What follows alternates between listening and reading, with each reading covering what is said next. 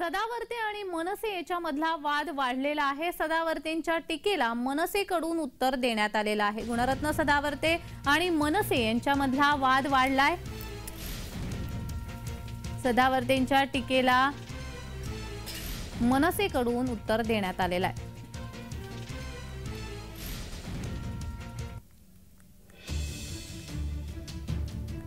सदावर्तेंच्या टीकेला मनसेकडून उत्तर देण्यात आलेलं आहे। गुणरत्न सदावर्ते आणि मनसे यांच्यामधला वाद वाढलाय।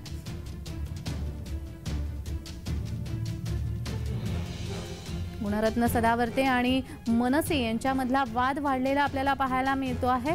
मनसेकडून गुणरत्न सदावर्ते यांना उत्तर देण्यात आलंय।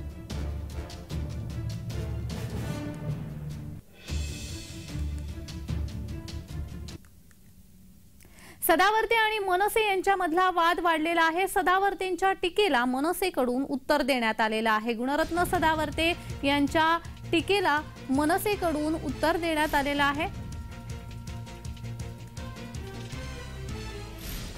काय जावं येत काय ते कॅमेरे लावलेत ते ह्याच्यावर किती खनखन खनखन खटखट खटखट खट नोटा मोजल्या चालल्यात हे बघण्याला ते कोण आहेत? त्यांचा राज ठाकरे काय मालक झालाय का? राज ठाकरेचं कर्तृत्व काय? राज ठाकरेची पार्श्वभूमी काय? असं बोलायला गेलं तर खूप बोलू शकतो। आज तो वेळ नाही, आज तो विषय नाही। त्यांनी टोल नाके बघावे आणि टोल नाक्यावरले किती पैसे मोजले चालले ते बघावे। त्यांनी सरकारला शहाणपण शिकवण्या एवढं आणि माझ्यासोबत माझ्यावर टीका करण्या एवढे ते मोठे नाही।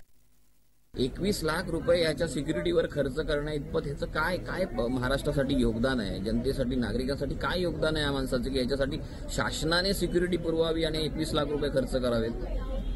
आणि त्याबद्दल जर एखाद्या पत्रकाराने प्रश्न विचारला तर तू एवढं बुडाखाली आग झोंबायची गरज काय होती की थेट तुम्ही राज ठाकरे साहेबांवर टीका करायला गेलात?